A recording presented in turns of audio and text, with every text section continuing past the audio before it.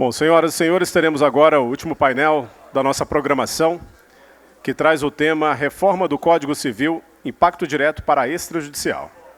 Convidamos para mediar os trabalhos deste último painel a doutora Fernanda Abud Castro, diretora-geral da ENOR, doutora e mestre em Direito Constitucional pelo Instituto Brasileiro de Direito Público IDP, registradora civil Itabeliã, em Minas Gerais. Vamos convidar ao palco também para compor este painel o doutor Carlos Vieira Fernandes Filho, advogado e consultor, membro da Comissão de Atualização do Código Civil, Senado Federal, mestre em Direito pelo UniCeub, especialista em Direito Processual Civil pelo Instituto Brasileiro de Direito Público IDP. Vamos convidar o doutor Rodrigo Azevedo Toscano de Brito, advogado, doutor e mestre em Direito pela PUC São Paulo, professor de Direito Civil da Universidade Federal da Paraíba. Convidamos o doutor Hércules Alexandre da Costa Benício, doutor e mestre em Direito pela Universidade de Brasília, Tabelião e registrador civil no Distrito Federal.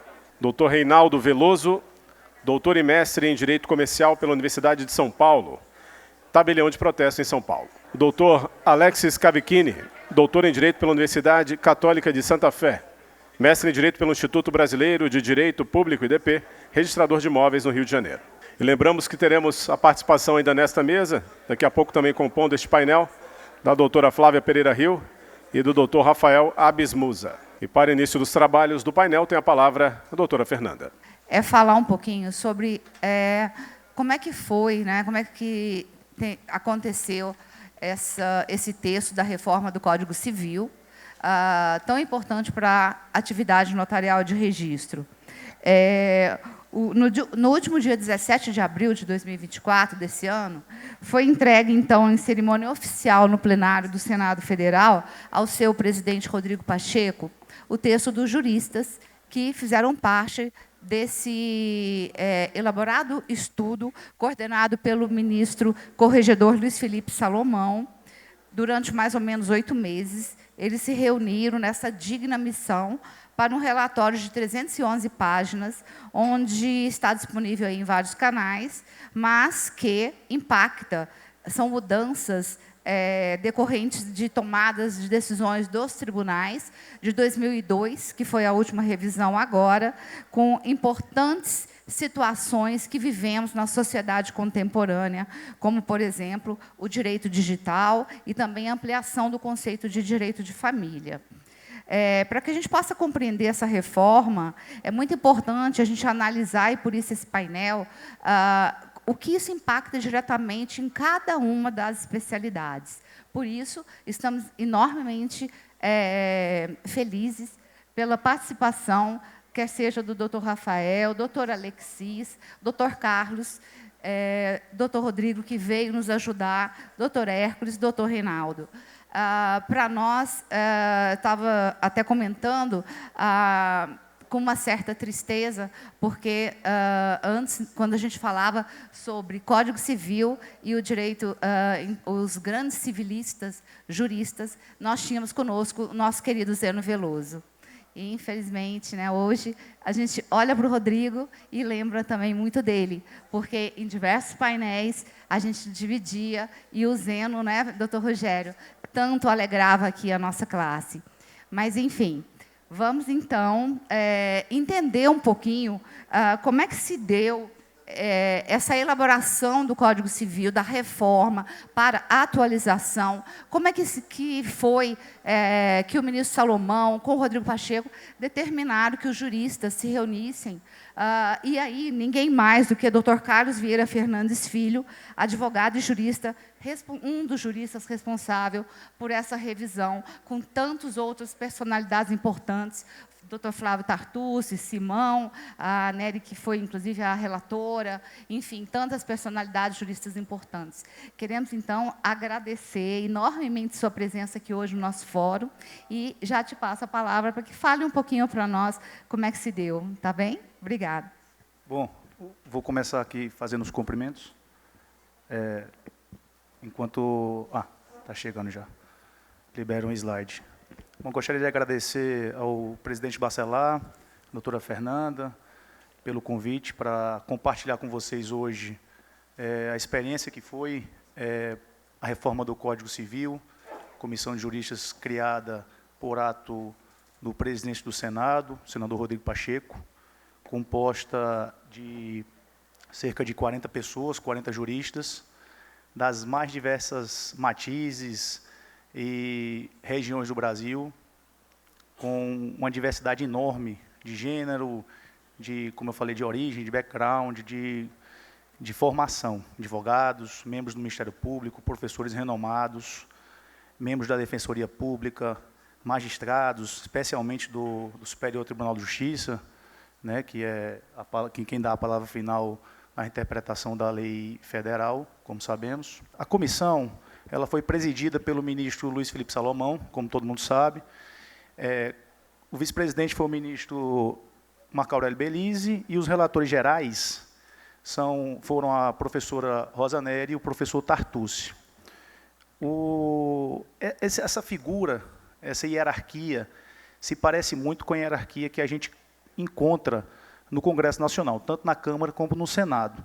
Então, eu propus aqui compartilhar com vocês um pouco do que foi o processo, e até a pedida da doutora Fernanda, um pouco do que foi o processo de deliberação que tivemos na comissão, que se assemelha muito ao processo de deliberação do Congresso Nacional, e já convidando-os a participar ativamente desse eventual projeto que venha a ser apresentado pelo presidente do Senado.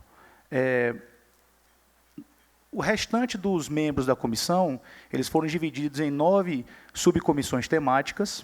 Coube a mim a Comissão de Direito das Coisas, especificamente ou especialmente a parte de garantias, que toca um pouco o mundo de vocês, né, dos notários e registradores. Cada subcomissão ela ficou encarregada de estudar seu livro. Essas 9 divisões, cada uma era responsável pelo estudo de um dos livros. Na minha subcomissão, nós estudamos conjuntamente artigo por artigo e propusemos as alterações que a gente entendeu como necessárias.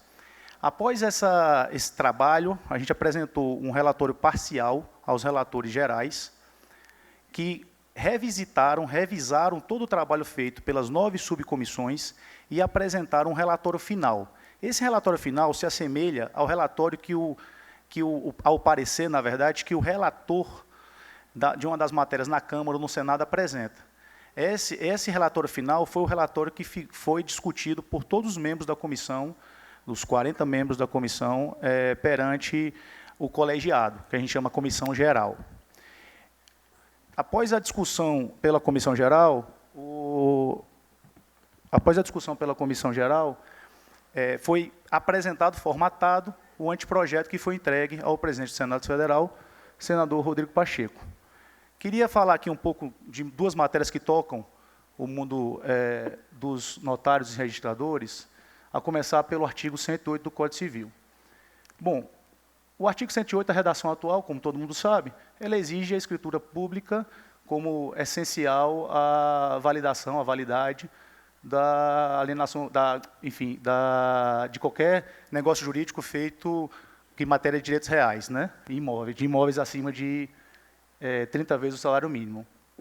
A subcomissão da parte geral apresentou a seguinte proposta de alteração. Vejam, ela abre importantes exceções à regra que é contida hoje, que é expressa pelo Código atual, Código 2002. Então, primeira exceção, ela fala que instrumentos que celebrados por instrumento particular, os compromissos de compra e venda, eles equivalem à escritura pública, né? Então, praticamente, defenestrando um pouco a figura da escritura pública. Os contratos de alienação fiduciária poderão ser celebrados por escritura pública ou por instrumento particular, reproduzindo um pouco o texto da 9514. E, por fim, trata dos extratos eletrônicos. A gente percebe que a subcomissão da parte geral, ela tentou diminuir um pouco a necessidade de desburocratizar, na palavra deles, a necessidade de escritura pública. Já os relatores gerais, e aí o professor Tartucci e a professora Rosa, no relatório final, apresentaram o seguinte texto: a escritura pública é essencial à validade dos negócios jurídicos. Ela traz de volta a essencialidade da escritura pública, né, como obrigatória, né, a validade dos negócios jurídicos. E aí traz uma redução no parágrafo 1º no valor dos emolumentos. após ampla discussão na comissão geral, foi um dos últimos itens que a gente discutiu lá, prevaleceu o texto final do seguinte: criou-se o vernáculo, não dispondo a lei em contrário, a escritura pública é essencial. Portanto, o texto apresentado pela subcomissão não prevaleceu, prevaleceu o texto apresentado pela relatoria geral, pelos dois relatores gerais, com a negociação da inclusão do seguinte vernáculo, não dispondo a lei em contrário, para se preservar o que já estava previsto em lei especial. Estou mostrando isso para vocês um pouco, para vocês perceberem como foi um exemplo do debate que houve na comissão. Então, o trabalho da subcomissão, volto a dizer, o trabalho da relatoria geral, e depois a discussão no plenário, na comissão geral. Outro item interessante, né, que passou por diversas modificações, é a proibição do pacto marciano, o artigo 1428. Hoje, o Código atual fala que é nula a cláusula que autoriza o credor, né, a ficar com o objeto da garantia, que, como todos sabem, é o pacto marciano. A minha subcomissão, ela propôs a possibilidade de se autorizar o pacto marciano, desde que, mediante cláusula expressa, e que haja aferição do valor justo, do justo valor da coisa, preservando, assim, o consumidor. A relatoria geral absorveu, concordou com esse texto da subcomissão dessa vez, não discordou, mas o plenário, em especial a professora Cláudia Lima Marques, ela, defendendo, pensando na proteção do consumidor, ela veio com a seguinte sugestão, de manter-se o texto original do 1428 e o pacto marciano ser possível apenas para os contratos paritários. Então, na visão dela, além dos outros itens de outros parágrafos que fala do Código de Defesa do Consumidor, preservaria-se, assim, o consumidor e os hipossuficientes. Bom, e a pergunta que todos fazem é o que é que acontecerá agora? Porque nós temos um anteprojeto apresentado pela subcomissão, pela comissão geral, ao presidente do Senado. E o que é que o presidente do Senado pode fazer? Bom, em algumas entrevistas, o senador Rodrigo Pacheco informou que pretende apresentar um projeto de lei no Senado Federal, seria de autoria do presidente do Senado Federal, com essa matéria discutida na comissão de juristas. Essa tramitação, ela seria feita por meio de uma comissão especial que pode ter dois encaminhamentos. Pode ter um relator geral, e aí a matéria seria terminativa na comissão especial, ela não iria para o plenário, ou ela pode ter relatores temáticos, assim como, aí mais um paralelo à comissão geral, assim como ocorreu na nossa comissão geral de juristas, ela teria relatores temáticos divididos, provavelmente, nesses nove livros do Código Civil. E aí teria que ser deliberada pelo plenário do Senado Federal, que daria a palavra final naquela casa. Posteriormente, essa matéria irá à Câmara dos Deputados, onde tramitará também em comissões, dessa vez permanentes, e aí sim, obrigatoriamente, terá que tramitar pelo plenário da Câmara dos Deputados. Após a deliberação do Congresso Nacional, irá para a sanção ou veto do presidente da República. Então, a previsão que temos é essa. Se eu fosse... se me perguntasse o que é que eu acho que acontecerá, qual era a previsão, eu acho que o presidente do Senado ele deve criar a comissão especial, apresentar a matéria e colocar relatores temáticos, porque tem muitos temas polêmicos na área de família, na área de sucessões em especial, que podem emperrar a tramitação da reforma como um todo. Então, com relatores temáticos, fica mais fácil de se aprofundar melhor na matéria e ter uma deliberação mais acertada. Bom, e aqui é o chamado que eu gostaria de fazer a todos vocês, da necessidade da participação dos notários e registradores nesse processo que se iniciará. Como eu tentei demonstrar, existem várias etapas, em cada etapa é necessária a apresentação, porque o texto ele se modifica muito no trâmite do estudo, do trabalho, até a sua redação final. E, com certeza, vocês é quem sentem na ponta o que está sendo deliberado pelo Senado Federal, o que foi feito pela comissão, e são as pessoas mais autorizadas, como autoridade, para trazer essa realidade para os legisladores. Muito obrigado.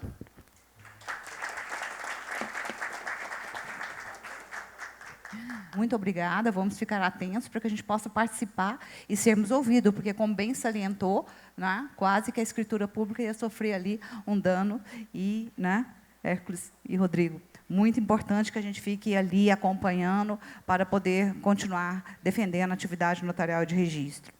Gostaríamos de ouvir, então, o doutor Rodrigo, agora Azevedo Toscano de Brito, que tem essa virtude também como civilista tão querido, tão amigo, tão importante, e uma das virtudes maiores, que é filho do doutor Germano, nosso querido diretor eterno, e ele brinca que amanhã a gente vai falar que o importante é que ele é o seu pai, né? Porque você que é o conhecido. Né, doutor Germano? Obrigada, Rodrigo, por vir, por nos ajudar. Você que é esse civilista tão brilhante e que vai poder chamar a atenção um pouco aqui da atividade para essas nuances do que estão alterando e, quem sabe, como diz o doutor Carlos, que a gente ainda possa sugerir alguma mudança. Sem dúvida alguma. Fernanda, em primeiro lugar, eu quero dizer o seguinte, que você é muito craque. É muito bom a gente estar sentado aqui a uma mesa com você, comandando, né? Fernanda merece todas as nossas homenagens, né? Ela comanda tudo com perfeição, organiza tudo antes, deixa tudo arrumado, a gente fica aqui bastante à vontade, né? Então, Fernanda, parabéns, é um prazer muito grande sempre estar com você aqui ao lado. Também quero deixar esse agradecimento especial da mesma forma para o nosso querido presidente, o doutor Rogério Portugal Bacelar. Rogério sabe da minha admiração antiga já, né, Rogério? Nem precisa dizer. E, na sua pessoa, cumprimento a todos que estão sentados aqui conosco hoje e também a todos que estão aqui conosco também, sentados à mesa, vários grandes amigos que eu tenho há muitos anos, né? Logicamente que eu vejo aquele horário ali descendo, aquele tempo ali descendo, a gente já fica estressado, eu já não sei por onde é que eu começo, nem por onde é que eu termino, né? Mas, enfim, o tópico que Fernanda pediu para que a gente pudesse falar foi justamente sobre as oportunidades que a reforma do Código Civil proporcionará para a atividade notarial e registral, né? Então, tentei fazer aqui um sobrevoo, vou tentar fazer um sobrevoo bastante rápido aqui. Esse sobrevoo passa muito mais pela parte de notas, eu estava conversando ali com o Hércules ainda agora há pouco, ele também vai detalhar alguns outros pontos, portanto, a gente vai ter oportunidade de tratar sobre esses temas aqui com uma certa calma ao longo do tempo também. Então, vejam, em primeiro lugar, quero deixar aqui muita gente bastante sossegado com relação às diretrizes que foram adotadas pela comissão de reforma, da qual Carlos fez parte. Carlos, que é meu amigo antigo, meu conterrâneo, lá de João Pessoa também, é uma pessoa que eu conheço há muitos anos, um advogado super talentoso aqui de Brasília, hoje radicado aqui em Brasília, e Carlos nos dá o prazer sempre de estar conosco também nessas empreitadas, e Carlos sabe muito bem que essas diretrizes estão postas lá na própria justificativa do projeto, né, do anteprojeto, ainda anteprojeto, como disse ainda agora há pouco Carlos, né? Então, a ideia foi justamente inserir vários temas que já estavam consolidados na jurisprudência, vários temas consolidados na doutrina, principalmente os temas consolidados na doutrina que estão lá colocados nos enunciados do CNJ. A gente se reúne regularmente no CNJ, a cada 2, 3, 4 anos, o CNJ, aliás, o Conselho da Justiça Federal, o CJF, organiza a Jornada de Direito Civil. A Jornada de Direito Civil promove pequenos enunciados, que, na verdade, é uma espécie de resumo do que a doutrina pensa. Então, o que foi feito, basicamente, foi trazer para o projeto do Código Civil o que já estava ali, mais ou menos, consolidado nesses enunciados também, né? Outro ponto importante é trazer para a lei federal, finalmente, isso é um assunto que me parece extremamente interessante, né, as resoluções do CNJ, né, porque hoje o CNJ trata sobre temas que, na verdade, são específicos, privativos da lei federal.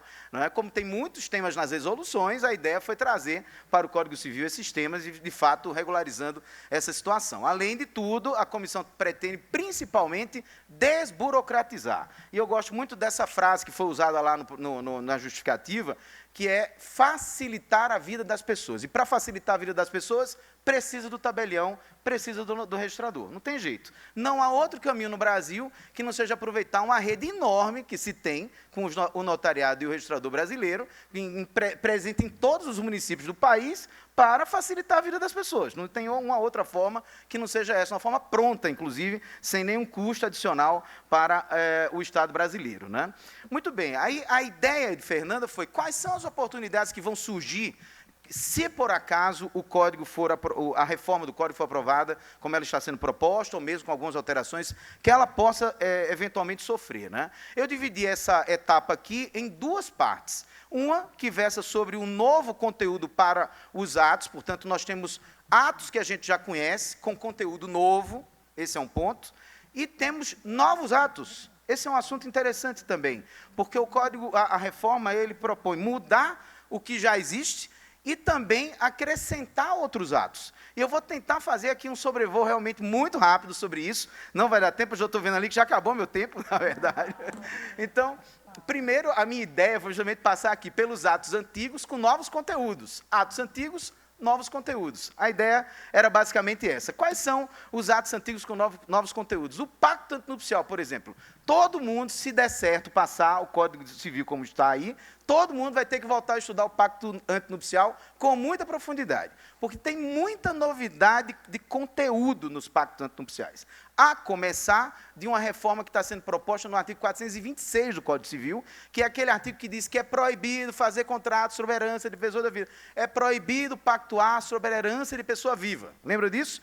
O que é que a comissão está propondo? Vamos dizer o que não é pacto sobre a herança de pessoa viva para permitir a gente colocar lá no pacto antinupcial. Isso é muito importante, principalmente para quem trabalha com planejamento sucessório hoje. A gente vai abrir uma série de portas relevantes para o planejamento sucessório. Isso me parece um ponto assim que é muito útil para todos nós. Outra questão também é a alteração automática do regime de bens, que a gente já vai poder deixar no próprio pacto antinupcial. Então, o tabelião vai poder escrever um pacto antinupcial para dizer assim, ó, vamos começar hoje o casamento, você vai casar na próxima semana com esse pacto aqui, casou, regime de separação de bens, depois de 5 anos o regime vai automaticamente se transformar no regime de comunhão parcial de bens.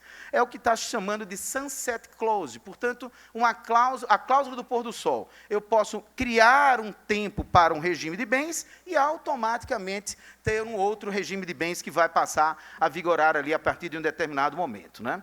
Outro ponto, que esse aqui vai ser bastante polêmico, o Carlos ainda agora há pouco disse, tem muito tema polêmico, esse é muito polêmico, que é a possibilidade de se fazer escritura de divórcio, que hoje a gente já faz, por isso que eu estou chamando essa etapa aqui de temas que a gente já conhece, atos que a gente já conhece com conteúdos novos. Esse conteúdo é novo.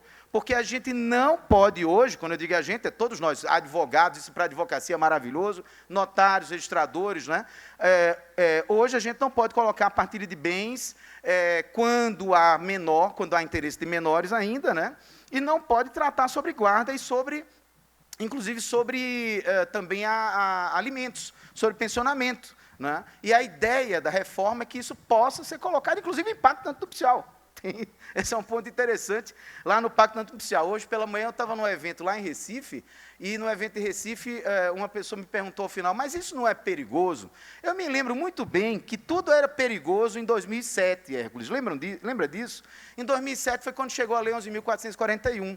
Tudo era perigoso. O registrador vai fazer, o notário vai fazer atos agora, tal. Tudo era perigoso. Qual é a experiência brasileira dos últimos 15, 16, 17 anos, que vem de lá para cá? Extremamente positiva. Tem coisa ruim? Tem. Mas do ruim para o bom tem uma diferença enorme. Tem muita mais coisa boa do que coisa ruim.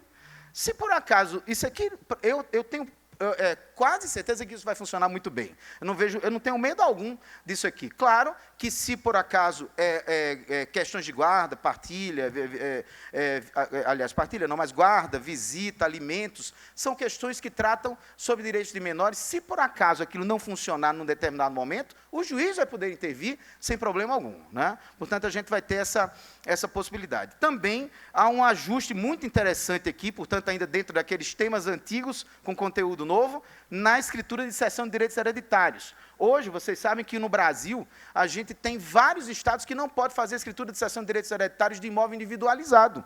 O cara quer vender o imóvel, todo mundo está de acordo, e não se pode fazer, porque não há autorização do tribunal local através dos provimentos. Então, o que é que o projeto está fazendo? Minha gente, se está todo mundo de acordo, está todo mundo querendo, todo mundo quer fazer a cessão do direito hereditário de um bem individualizado lá, de uma casa. Por que eu não posso fazer?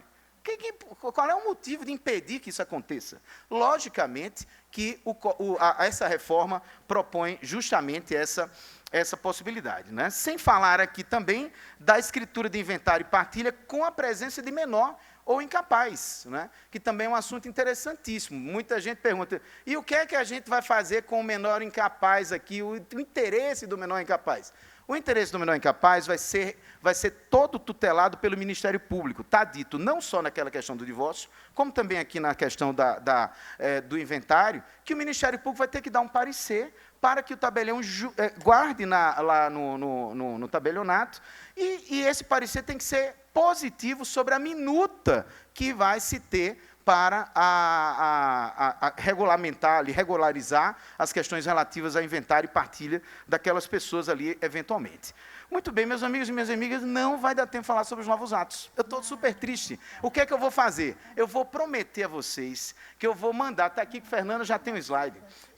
Posso citar alguns? Pois é, alguns novos atos. Qual é a perspectiva boa que eu vejo aqui para frente? Vejam só, olha o que é que tem aqui de novos atos. Primeiro, a escritura pública para conclusão de contrato quitado quando se tem vendedor falecido. Lembra dessa hipótese? O cara está lá, promessa de compra e venda, quitada. A promessa está quitada, o cara fez a promessa de compra e venda, fez uma procuração em caráter irrevogável e retratável, com poderes para fazer tudo.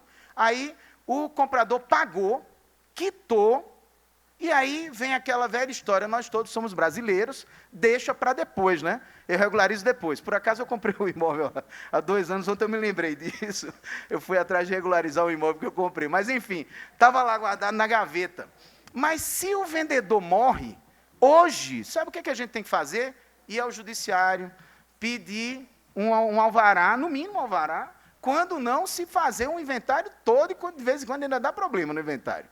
Qual é a ideia? Ou a adjudicação, de repente, então, enfim, tudo muito mais complexo. O que acontece? A ideia da reforma do Código é, está quitado? Tá. Então, vamos fazer direto a escritura. Não tem para que a gente estar aqui indo ao judiciário para ocupar o juiz. O juiz já está muito ocupado hoje. O judiciário hoje ele tem um trabalho assoberbado. Ele precisa estar cuidando de assuntos que realmente precisam da tutela do Estado através do judiciário. E não fazer atos que são atos que dá para fazer em circunstâncias extrajudiciais, né? Outra questão interessante é a escritura pública declaratória de formação de família parental. Essa é uma escritura nova que vai surgir. Ela não existe hoje e você agora vai poder ter uma escritura que vai chamar escritura declaratória de família parental. São aquelas famílias formadas por avô e neto, pai e filho, irmãos, tio e sobrinho que estão ali dentro de uma casa e que querem agora ter uma relação dentro daquela família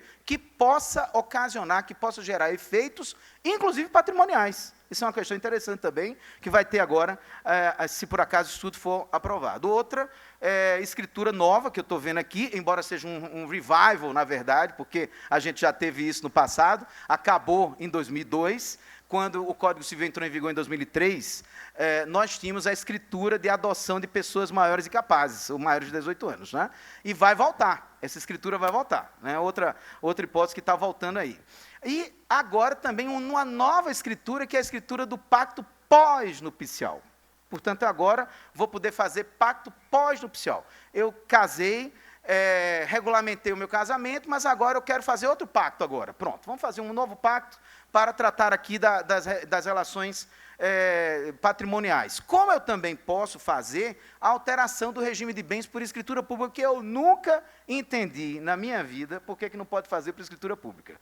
Como é que a gente ocupa o Poder Judiciário para mudar o regime de bens? Se o próprio tabelião já faz o pacto antes, se o próprio tabelião faz uma série de outros atos que são muito mais relevantes depois, aí o cara quer mudar o regime de bens. Não, mas o problema são os credores. Meus amigos e minhas amigas, credor se frauda o dia a dia da gente. Eu estou advogando há 25 anos da minha vida. Credor se frauda em tudo quanto é lugar.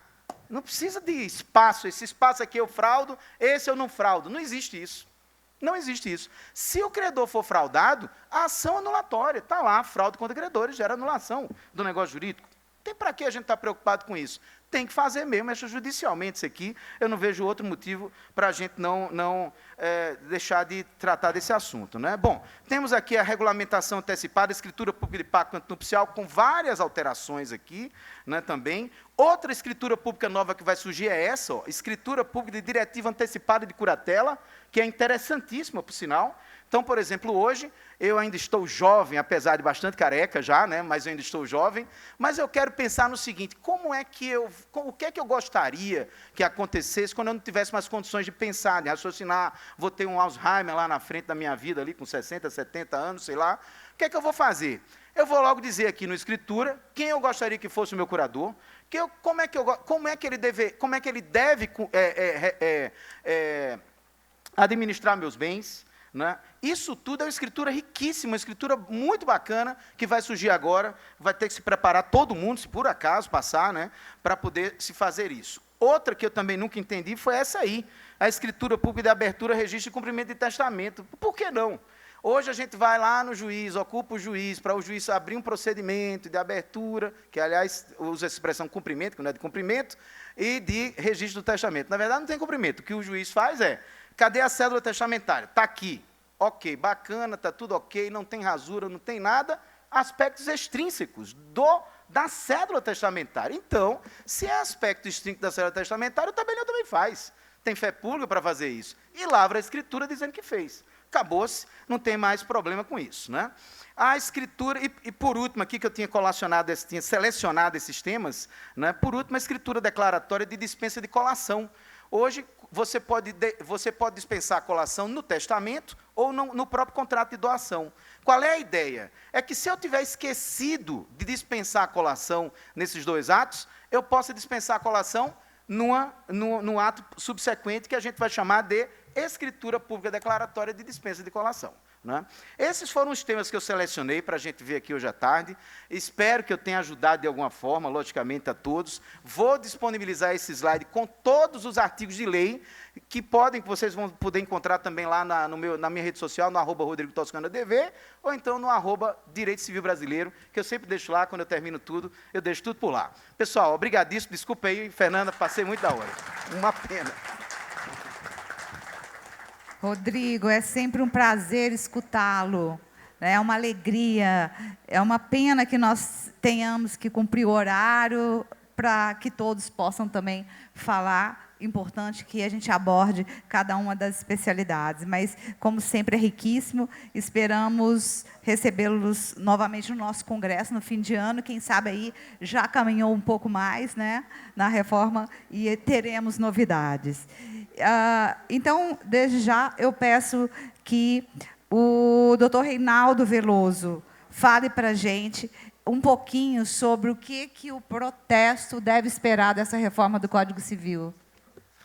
Boa tarde a todos. Fernanda, muito obrigado pelo convite. Gostaria de cumprimentar todos os presentes na pessoa do Dr. Rogério.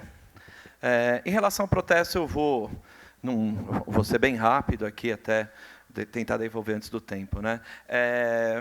Basicamente, a parte de obrigações, ela não teve grandes mudanças, então, nada muito significativo. Aliás, até você é o direito que teve menos alterações aí desde o direito romano, né? Então, porque é muito bem estruturado, né?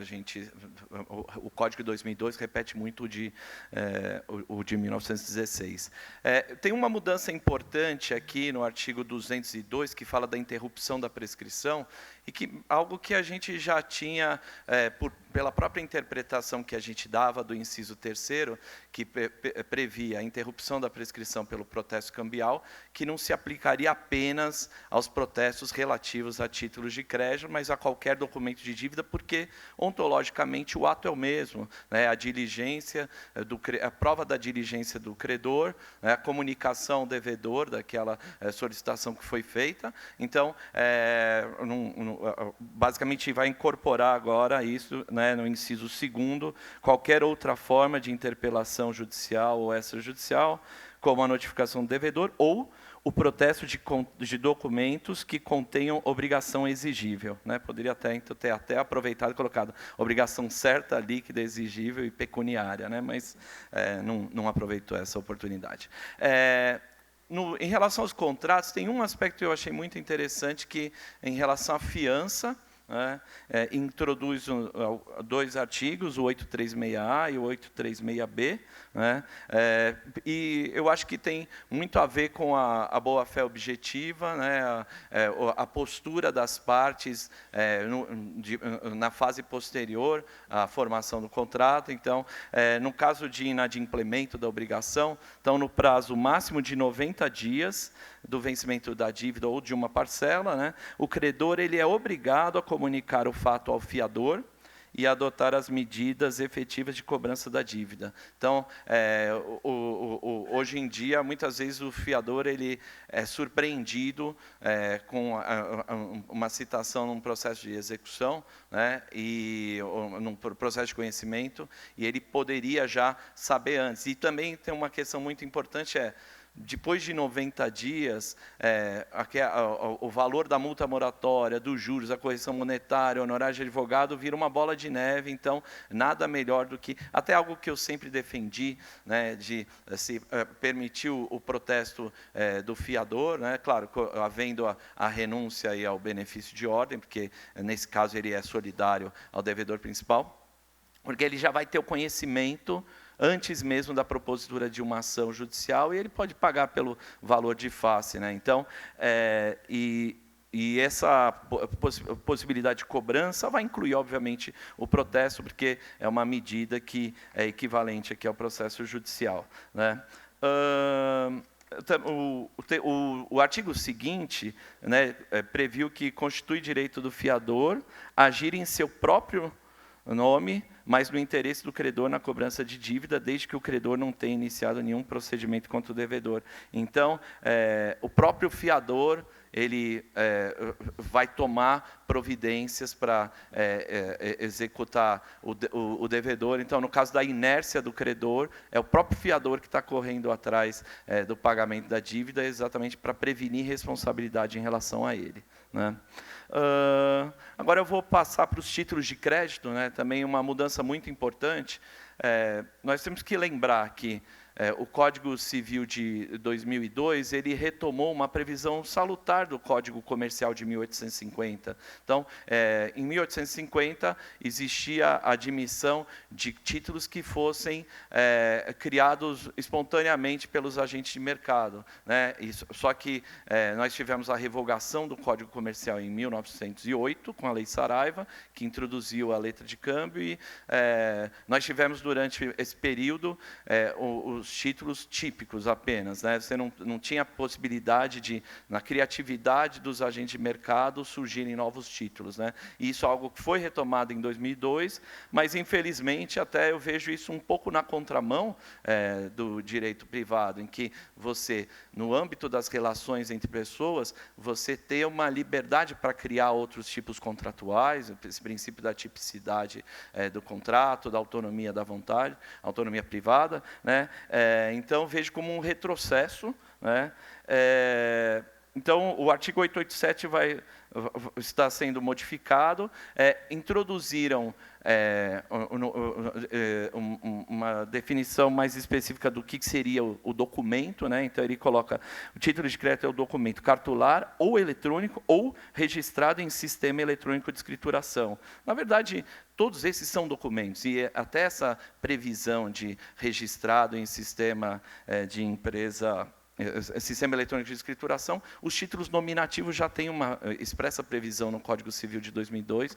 Eu acho que não era necessário fazer essa mudança, né? Eles previram expressamente que todo título de crédito é título executivo extrajudicial, né? E eles colocam uma observação: e sujeita-se aos preceitos da lei especial que o tiver criado. Então, voltando ao sistema de tipicidade, prevê que vai ter sempre uma lei criando esse título de crédito, e na ausência de lei especial, ele vai ser aplicado a ele as regras do Código Civil, né? Só que, assim, desde 2002, todos os inúmeros títulos de crédito que foram criados, o legislador sempre teve a cautela de incluir uma cláusula expressa dizendo que aplicam-se as normas de direito cambiário, né? Então, porque a disciplina do Código Civil de 2002, ela é muito diferente do que todos estão acostumados. Então, até um aspecto muito específico aqui, que é o endosso, né? Já terminando aqui minha apresentação, o artigo 914 está sendo mudado para ressalvar da cláusula expressa em contrário constante do endosso, responde o endossante pelo cumprimento da obrigação. Então, volta a ser a regra, né, para os títulos atípicos, para os títulos típicos que não tenham essa remissão específica à legislação cambiária, né? Então, infelizmente, aqui meu tempo terminou, mas espero em próximas oportunidades tratar mais do assunto de forma pormenorizada e também escrever sobre o assunto. Muito obrigado. Muito obrigada, Reinaldo. É sempre importante a gente ouvi-lo, como nosso coordenador também da escola. O Reinaldo colabora muitíssimo com a gente em toda a questão do protesto. Então, nós queremos agradecê-lo e ficar agora aí de olho para ver o que cabe a nós, mais alguma alteração dentro do possível, né, Reinaldo? Então, tá bem. Queria pedir, então, ao Rafael Musa que falasse um pouquinho sobre as alterações também que trouxeram aí na questão do RTD e de pessoa jurídica. Por favor. Boa tarde novamente a todos. Obrigado, Fernanda. Cumprimento a todos os colegas aqui do painel. Bom, as mudanças do Código Civil sobre registro civil das pessoas jurídicas e registro de títulos e documentos não são muito numerosas. Vou começar a fazer a mesma bipartição que eu fiz na outra apresentação, porque são duas especialidades diversas. Então, começo com pessoas jurídicas. Pessoas jurídicas, começando ali pela parte geral, houve algumas alterações pontuais nos artigos dirigidos à associação, algumas mudanças em relação à fiscalização do Ministério Público, e depois, graças a Deus, presidente Rainei Marinho, mantida a dicotomia da sociedade empresária e sociedade simples, que quase perdemos, né, na verdade, por uma MP, quase perdemos essa atribuição de registrar a sociedade simples. Então, ao menos por enquanto, temos a certeza de que esse critério será mantido. Houve uma reformulação do texto sobre a atividade empresarial, mas nada muito expressivo, foi contextualizada a questão de exercício em mercado e também foi inserida a principiologia da ordem econômica, os valores do trabalho e do capital humano. Achei interessante a primeira mudança que eu gostaria de fazer menção, porque eu acho que tem um impacto para nós, notários e registradores. Pode parecer algo remoto, mas acho que vocês vão entender a preocupação. No artigo que fala da desconsideração da personalidade jurídica, foi também prevista a desconsideração inversa, que já era reconhecida em âmbito jurisprudencial e agora foi positivado nesse projeto. E a parte da associação, ele menciona, salvo engano, no caput, ele menciona que o associado com poder de direção ou um associado que tenha influência nas decisões da associação. E isso me causa um pouco de preocupação. Eu sempre vejo essas medidas drásticas de invasão no patrimônio da pessoa física como a última ratio. e contanto que haja a comprovação de que houve o abuso da personalidade jurídica. Mas nós aqui, por vezes, eu digo, estou aqui com o meu grande amigo Hércules Benício, nós temos enfrentado casos, por exemplo, da Receita Federal autuar a Noreg. Como ficam os associados? Nós somos associados, nós não estamos, está na diretoria, Hércules, nesse momento? Nós não estamos na diretoria, nesse momento. Nós poderíamos responder, tendo em vista que o tema da autuação diz respeito ao associado? No caso, professora Flávia, dizia respeito ao registro civil das pessoas naturais. Eu tenho essa atribuição, será que eu respondo? Numa hipótese de desconsideração da personalidade jurídica? Então, isso me causa preocupação. Claro que a jurisprudência vai se debruçar sobre o tema, se houver a permanência dessa redação, para tentar estabelecer alguns parâmetros para que não haja uma insegurança e total instabilidade para as pessoas físicas dentro dessa possibilidade de atuar em âmbito associativo. Outra mudança importante que foi feita no artigo que hoje já existe, o artigo vigente sobre as categorias de associados, mas sempre houve muita discussão se isso poderia significar que o direito de voto tem um peso diferente a depender da categoria do associado. E isso fica pacificado com a redação proposta, e é feita uma exceção, que esse voto com peso diferenciado não pode ser aplicado a dois temas, reforma estatutária e destituição de administradores, que são os dois temas sensíveis da administração. Mais um ponto que eu gostaria ainda de falar, ainda sobre PJ, e acho que esse seria o último ponto especificamente sobre PJ, diz respeito ao administrador provisório. Nós temos hoje a previsão, imaginem, por exemplo, que a associação ou a pessoa jurídica paralise as suas atividades, e aí seria necessário levar o caso para âmbito judicial, num pedido seria jurisdição voluntária para nomeação do administrador provisório. E é interessante porque na nossa prática, na nossa atividade, nós percebemos que os juízes eles não determinam um prazo para que o administrador provisório regularize a atividade da pessoa jurídica. E agora ele vai ter um prazo de 90 dias para que convoque a Assembleia, regularize, e aí ele vai convocar para uma nova eleição, investir a nova diretoria, e tem que cumprir dentro da limitação temporal. Eu já tive casos no cartório de haver a sentença e o administrador provisório convocar a Assembleia 1 ano depois. E me causa insegurança, porque, na verdade, ele já causou outro vácuo na administração, porque demorou para agir. Então, isso dá uma segurança grande para o ofício de registro civil das pessoas jurídicas. Então, esses eu acho que são os pontos principais. Por enquanto, conforto em relação à manutenção da sociedade simples. Nós temos uma competição agressiva com as juntas comerciais, infelizmente. Existe reclamação de preço dos emolumentos, que não seria competitivo com o preço das juntas. Mas eu, particularmente, óbvio que eu tenho viés aqui, porque pertenço à classe, mas eu entendo que a qualificação do registro civil das pessoas jurídicas é muito mais sofisticada do que a qualificação que a junta faz dos contratos sociais. Agora eu vou migrar para o registro de títulos e documentos. Lamento aqui, começo com uma decepção pelo fato de que os fundos de investimento continuam blindados dos registros de títulos e documentos. De novo, o presidente do Operador Nacional está aqui, o presidente Rainei Marinho. Nós lutamos arduamente pela tentativa de manutenção de registro ligados a ativos financeiros em registro de títulos e documentos, mas, infelizmente, nós não conseguimos, e isso é uma pena, porque o nosso registro é um registro jurídico. E o mercado financeiro conseguiu simplesmente se blindar por meio de um registro administrativo na CVM, que não tem a mesma eficácia do nosso registro, infelizmente. Mas, por questões econômicas, por questões que eu vejo particularmente ligadas principalmente a custos do ato de registro, nós perdemos essa atribuição e isso foi mantido agora nesse projeto do Código Civil. Outro ponto que me causa muita preocupação é que no artigo 1432, que fala do penhor, há uma previsão do parágrafo 4º, salvo engano, que exclui qualquer ativo financeiro do registro de títulos e documentos.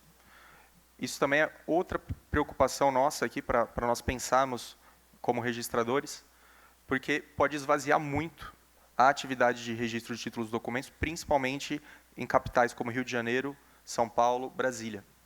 Nós temos uma atuação ligada às principais instituições financeiras, temos bancos, fundos de investimento. Hoje houve um amadurecimento enorme do mercado financeiro no Brasil, muitas corretoras, acesso a investimentos, e nós, pelo menos por enquanto, vamos perder o espaço de uma atividade que eu considero muito relevante e muito propícia à atuação do registro de títulos e documentos. Outra preocupação que também parece, talvez a minha participação aqui, doutora Fernanda, seja um pouco pessimista comparativamente aos outros, mas é porque o registro de títulos e documentos tem uma disputa muito difícil com o mercado financeiro e agentes privados que tentam absorver as nossas atribuições. Então, por mais que nós tenhamos conseguido positivar que o registro do penhor seria feito numa plataforma nacional, centralizada, e essa plataforma é, evidentemente, o operador nacional, houve a inserção, ao final do caput, da possibilidade de se fazer isso em registro eletrônico em plataforma descentralizada, o que me dá a entender que seria algum agente privado que faria isso em blockchain. Hoje, no Comitê Técnico do Operador Nacional, nós já discutimos isso, nós já discutimos a possibilidade de implementar blockchain, os notários, os tabeliães também já tem feito isso, salvo engano, com a IBM, não é isso? Já tem desenvolvido a tecnologia. Eu acho que nós temos total capacidade de absorver essas novidades tecnológicas. Mas, novamente, cria-se um critério alternativo para que ou o agente, o usuário, busque o registro de títulos e documentos, ou faça numa instituição privada, B3, CETIP, ou algum outro ente do mercado financeiro que esteja atuando em âmbito privado. E aí agora, eu sei que meu tempo esgotou, doutora Fernanda, só para complementar, como eu concilio a atuação do operador nacional de RTD-PJ com essas mudanças do Código Civil.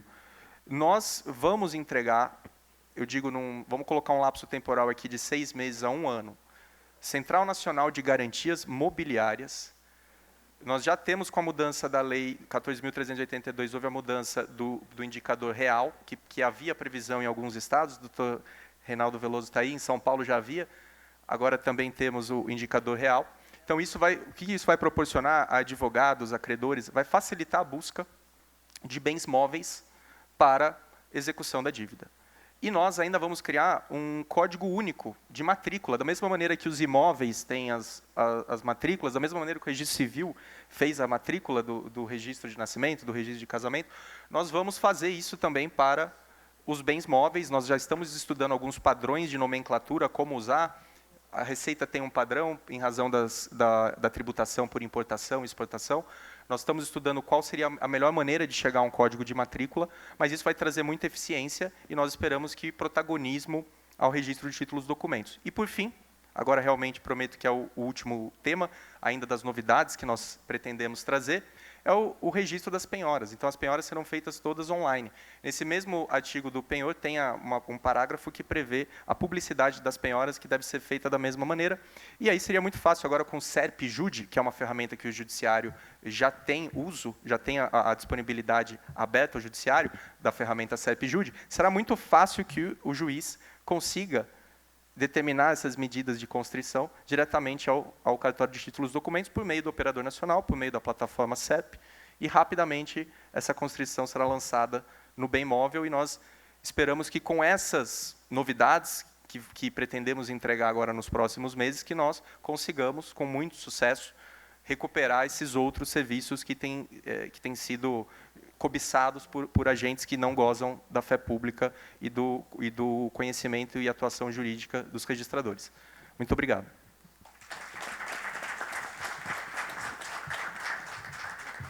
Rafael, é uma oportunidade da gente destacar a atuação que foi belíssima, com certeza, aí do Rainey, à frente da Lei 14.382, né, Rainey?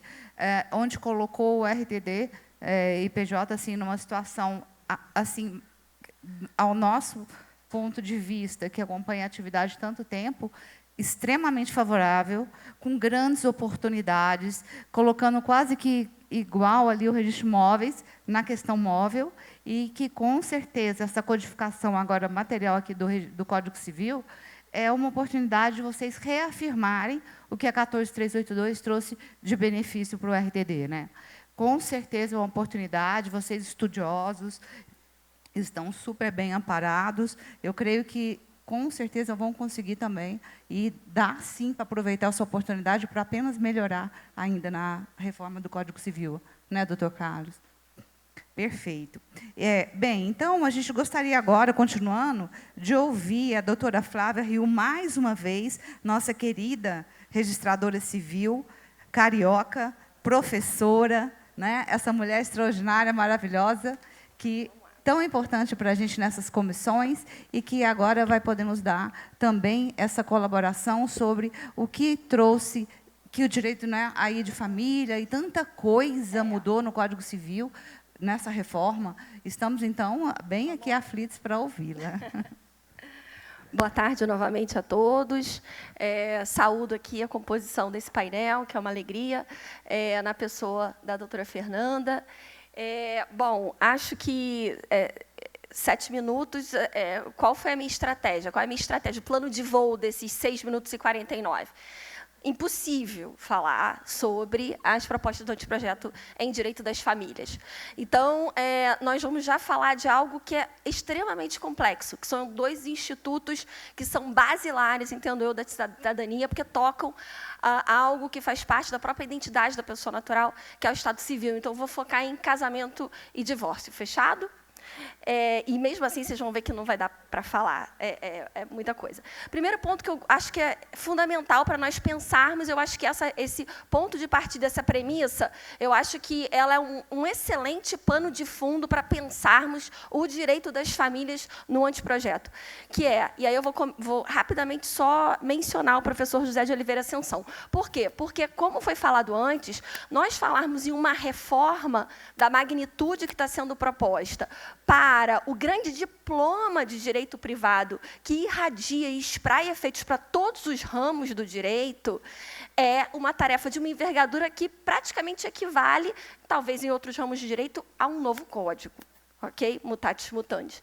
Então, ele vai dizer o quê? O que justifica uma reforma muito ampla numa legislação muito importante ou a edição de um novo código, em vez de alterações esparsas, pontuais, periféricas?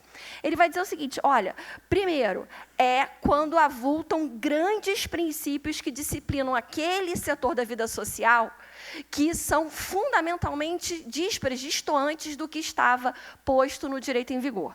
Segundo o que ele fala, dar ao intérprete um mapa onde situar. Então, vejam, é facilitar, é trazer pontos cardeais. E, por fim, qual é a vantagem principal de uma reforma muito ampla, de um novo código e não mudanças pontuais? Nós ressaltarmos princípios comuns que vivificam as diversas partes do ordenamento jurídico. Ou seja, eu diria que as palavras dele vão focar na unidade do ordenamento jurídico.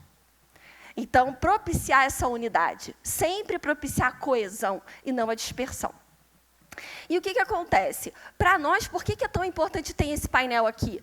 É muito importante porque nós somos um país de tradição de civil law. Então, muito embora nós, aqui de Direito Processual, no CPC de 2015, estejamos flertando, paquerando, talvez quiséssemos até mesmo casar com um sistema de precedentes pelo que o 926 seguintes falam, o fato é que a fonte primária para nós, a nossa bússola, e para nós, então, que somos notários e registradores, o nosso referencial é a lei. É a lei. E nós, como o desembargador Ricardo Dipp, numa palestra que ele nos deu a honra de ministrar lá na UERJ, ele falou, o direito notarial registral é o direito civil em movimento. É o direito civil que chega na rua, que chega até o jurisdicionado. Então, e para nós estamos ainda muito vinculados, embora nós comecemos na academia a falar muito em migrar da legalidade estrita, para destacar o nosso papel de intérpretes, portanto, de uma legalidade para uma normatividade, o nosso referencial é a lei.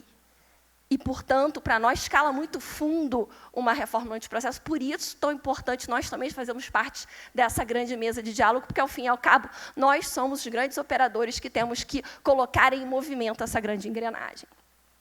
E foi dito nos painéis da manhã, e eu ouvi várias vezes, eu não anotei, mas várias vezes, que o fiel da balança, para nós, é publicidade e segurança jurídica.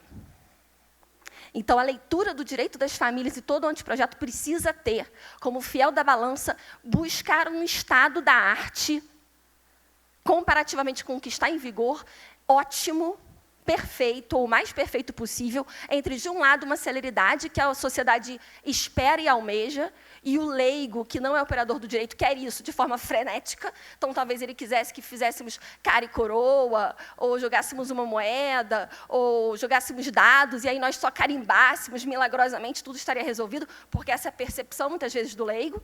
Mas nós sabemos que o que nós entregamos ali é o fiel da balança entre segurança jurídica, publicidade e, de outro lado, a celeridade vertiginosa que a sociedade quer. Então, é um equilíbrio, uma arte muito difícil.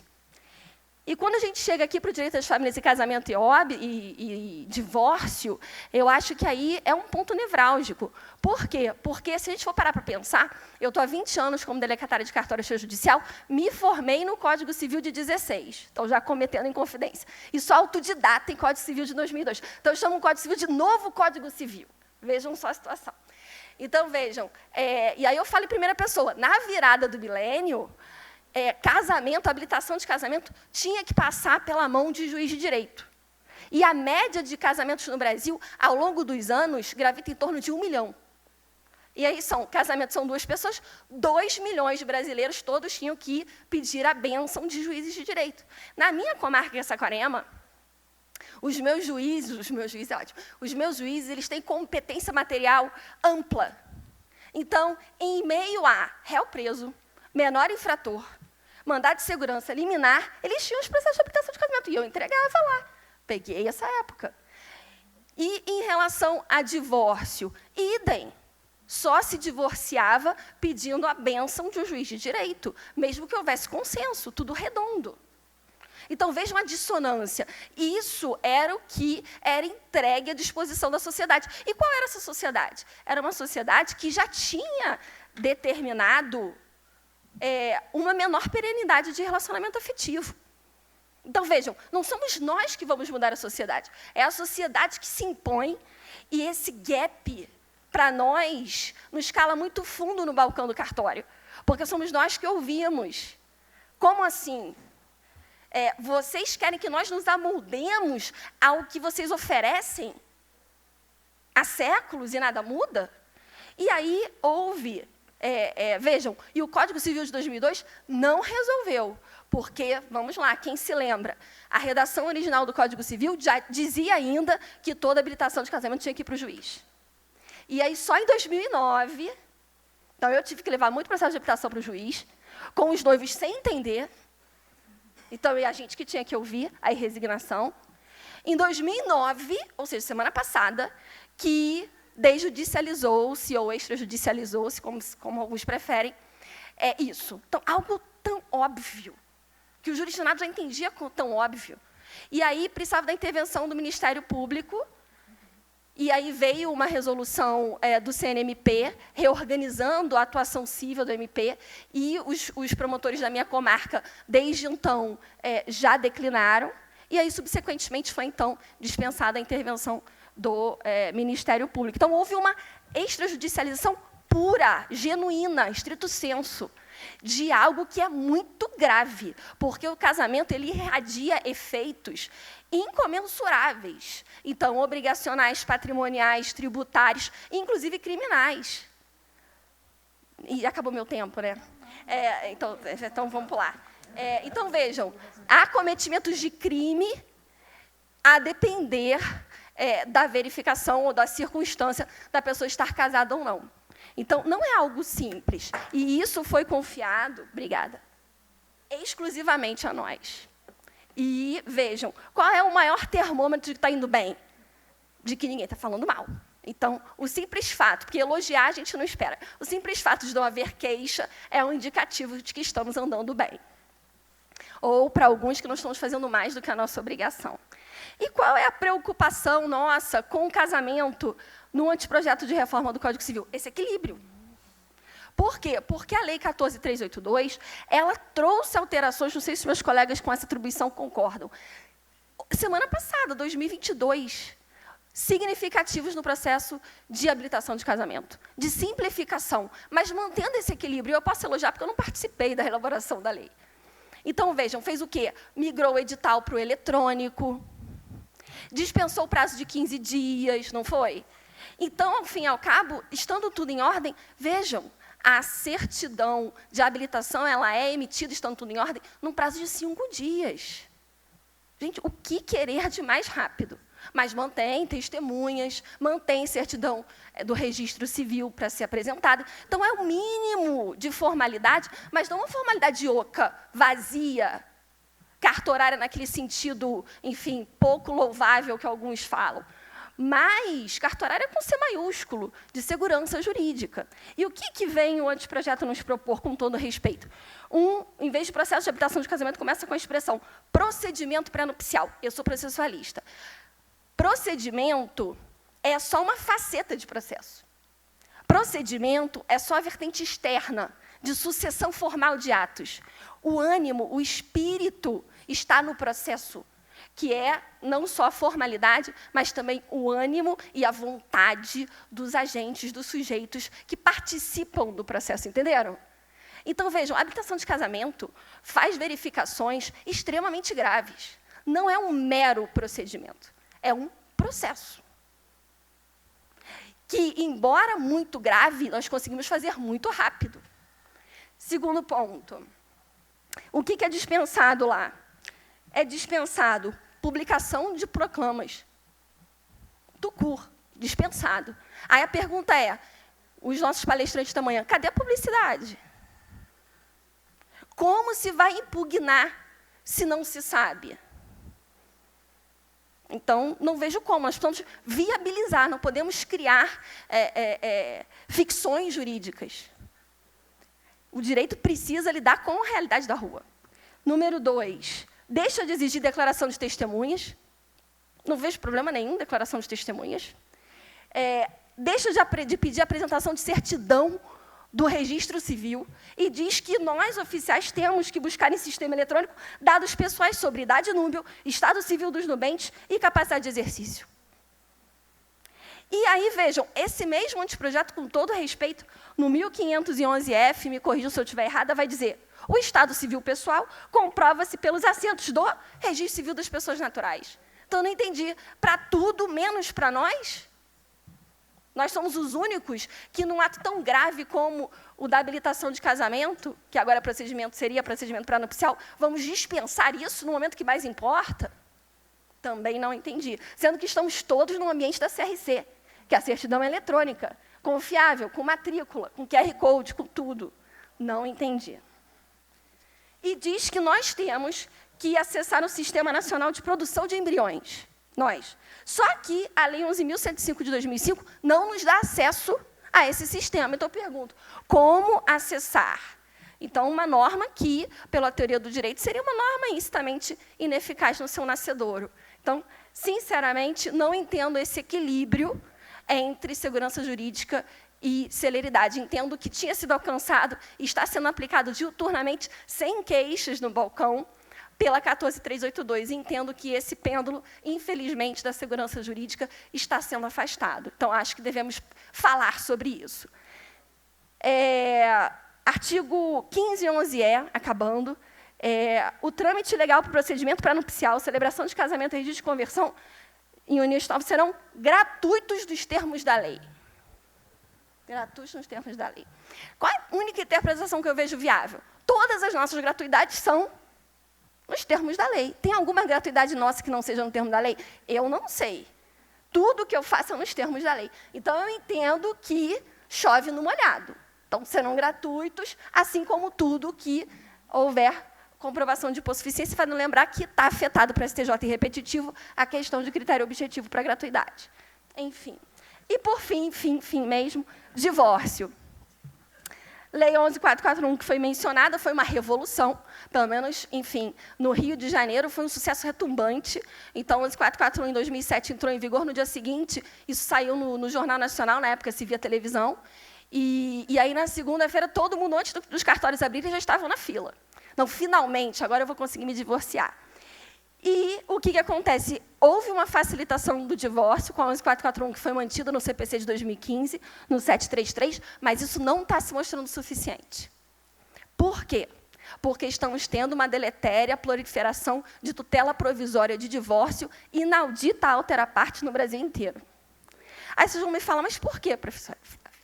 Eu sou professora de processo, então sou a primeira a dizer, o processo não pode se sobrepor ao direito material. Ele está a serviço do direito material. E o que o direito material diz? O divórcio, ele põe fim à sociedade conjugal de forma irrevogável. Não existe semidivórcio, divorcinho, meio divórcio. Estou meio divorciada, estou mais ou menos divorciada. Não existe isso. Pela ontologia do Instituto. E o próprio, se a gente for falar, o Código Civil da França, nos anos 60, é categórico, que é realmente o berço nosso de referência em termos de direito privado e direito civil. Então, vamos lá no berço. É quadrado ou redondo, não tem mais ou menos.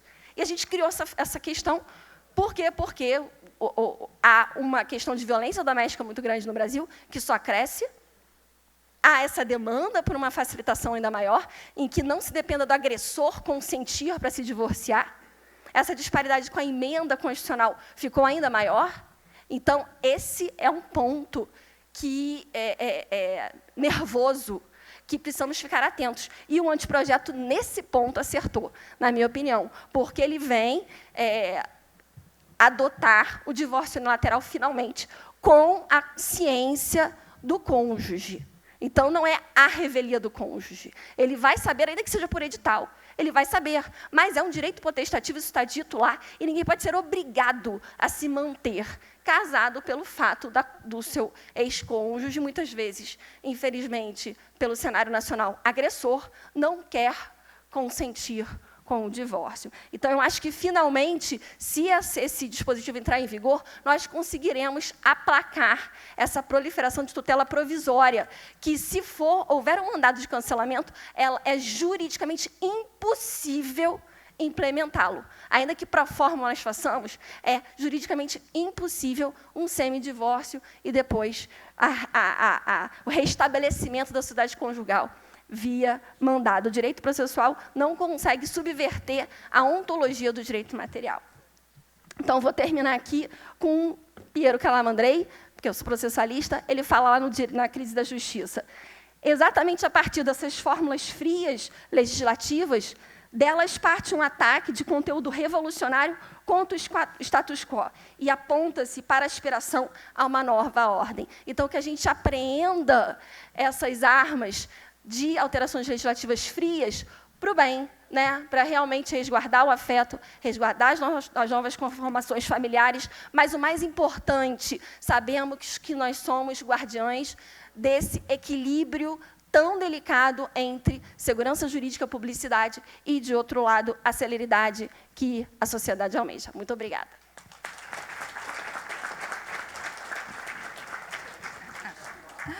A nossa colega, a doutora Flávia, é um sucesso, né? Sempre que ela fala é muito querida e chama atenção com todo empolgamento de algumas coisas muito importantes para nós que devemos ficar de olho, né, Flávia? E tentarmos agora corrigir, que dê certo e que venha para ser algo muito bom para a atividade notarial de registro. Eu tomo a liberdade de a gente interromper um segundo para, de uma forma muito feliz, agradecer que, quando eu comecei aqui essa mesa, doutora Laura, eu disse que ganha o direito brasileiro com o alinhamento dessa codificação material, onde é preciso acompanhar as atualidades da nossa sociedade contemporânea. E que o Código Civil, mais do que tudo, ele focou, as luzes dele foram para o direito digital. E muito ficamos felizes de saber que a doutora Laura Porto está aqui conosco. Doutora Laura, que é uma advogada especialista em direito digital, proteção de dados, que também foi objeto de uma tese minha e que eu sou fã número 1, também no seu caso, membro da Comissão de Proteção de Dados do CNJ, membro do GT de Inteligência Artificial do Poder Judiciário do CNJ e membro agora da Comissão de Juristas para a Reforma do Código Civil. Então, muito felizes de poder contar com a sua presença e que queremos convidá-la para falar um pouquinho sobre o que foi que mudou o Código Civil para o direito digital. Então, um pouquinho do livro novo do Direito Digital, que foi intitulado como Direito Civil Digital. Eu tive a imensa honra de fazer parte dessa comissão de estrelas e fui a relatora dessa subcomissão. Então, fui a relatora do livro de digital com a minha subcomissão. E temos, obviamente, muitas novidades. Muito foi falado aqui sobre as inovações do mundo digital. E é um fato, a gente tem que entender que hoje o mundo digital ele é presente na nossa vida. Então, esse foi um passo inicial que nós tivemos, tanto na escolha da metodologia, quanto quando fomos escrever, de fato, os artigos ali, de algo totalmente revolucionário, porque nós não temos nada em lugar nenhum do mundo igual ao que nós estamos propondo. E é importante salientar também que esse foi um pedido direto do presidente da comissão, que o ministro Luiz Felipe Salomão, e do ministro Belize, assim como do senador Rodrigo Pacheco. Eles pediram que tivesse um livro novo, e nós já fomos, óbvio, né, dentre muitas críticas de criar uma inovação, também fomos elogiados por outros países de tomar esse primeiro passo e trazer realmente o direito civil, que é o direito do povo, né, o direito do cidadão de fato, para a realidade da época digital, da era digital. Porque não podemos mais negar o fato de que as soluções atuais que nós temos não comportam mais o que nós precisamos frente ao mundo digital. E, obviamente, isso vai impactar muito as serventias extrajudiciais, como já vem impactando, né? A própria Corregedoria, o CNJ, ele já vem vendo essa tendência de digitalização das serventias. O SERP está aí para dizer, né? O e-notariado, que é o precursor de tudo isso, que veio no meio de uma pandemia, no meio de um estado de calamidade.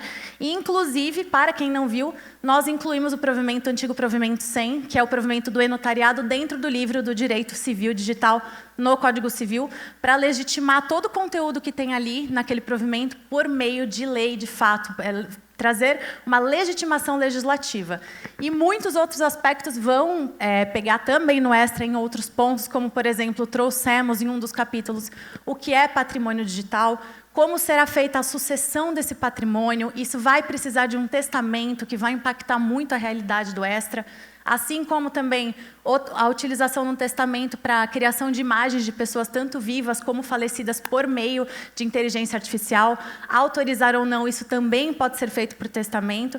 Então, sem dúvida, são 10 capítulos desse livro novo do Direito Digital e muitos pontos vai encostar ali na atividade dos senhores, sem contar todos os outros pontos aqui que não estão dentro do livro, mas que os senhores viram que trouxemos essa realidade digital para todos os demais livros, não só para o digital. Então, a gente fala que o direito digital hoje tem um livro próprio, a pedido do ministro, com conceitos e princípios gerais, mas também ele permeia todos os demais livros. Imagino até pelas próprias falas do que foi dito aqui, que não tem como, né, não falar do direito digital, do mundo digital hoje. Então, toda vez, o pessoal até brincava na comissão que meu nome como relatora de digital era o mais falado, porque toda vez que entrava qualquer tema, o digital esbarra de alguma forma. Então, nós tivemos uma interlocução enorme com todos os outros livros, porque tem na parte geral, tem contratos, tem família, sucessão, todos eles esbarram no digital.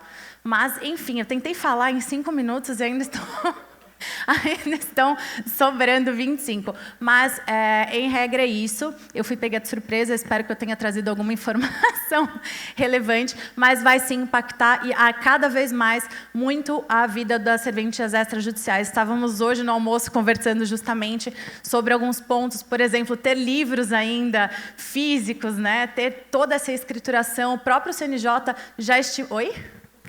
Livros costurados, exato. Né? Lá nas correções foram pedidos ainda os livros costurados. Isso ainda é uma realidade? Isso ainda é necessário? Então, nós convidamos todo mundo, né, os brasileiros, de uma forma geral, a ter vários pensamentos disruptivos para, de fato, digitalizar essa sociedade que, como eu disse no começo, já está digitalizada. Não é uma novidade, nós só estamos trazendo isso para a lei de algo que a gente já vive no dia a dia. Muito obrigada. Agora eu cumpri o meu tempo. Gente, é a primeira vez que eu cumpro um tempo, tá? Só para deixar claro. Dando continuidade, a gente precisa cumprir aqui, então, a nossa mesa.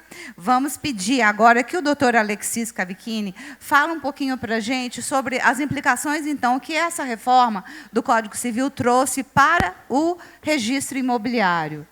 E dentro do que foi que também o Alexis, como nosso diretor da Escola Nacional, se reuniu aí com um grupo seleto também para conseguir algumas sugestões, né, doutor Alexis, que pudessem propiciar algumas informações que viessem, que a nossa ideia é que fôssemos ouvidos. Então, espero que você conte mais detalhadamente como é que foi isso. Bom, boa tarde a todos.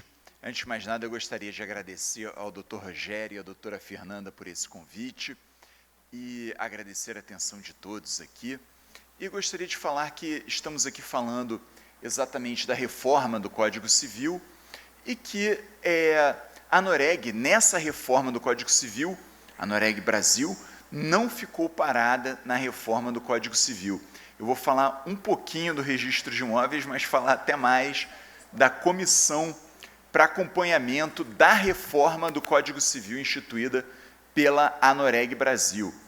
E, enfim, no dia 4 de setembro de 2023, como todos sabem, o Senado Federal instituiu a Comissão para Revisão e Atualização do Código Civil, composta por diversos juristas e presidida pelo ministro Luiz Felipe Salomão. E, por conta disso, e da importância do Código Civil para as atividades notárias e registrais, afinal, as atividades notárias e registrais, nós a todo momento nos referimos ao Código Civil na nossa atuação diária.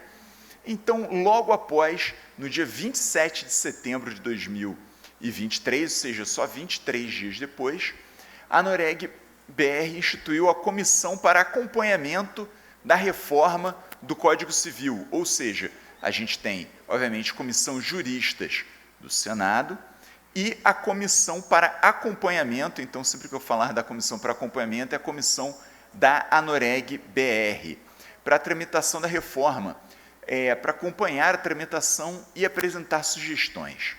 Essa comissão da Anoreg BR foi nomeado como coordenador, bem como o doutor Hércules Benício, e os institutos membros todos foram convidados para nomear componentes para essa comissão de acompanhamento.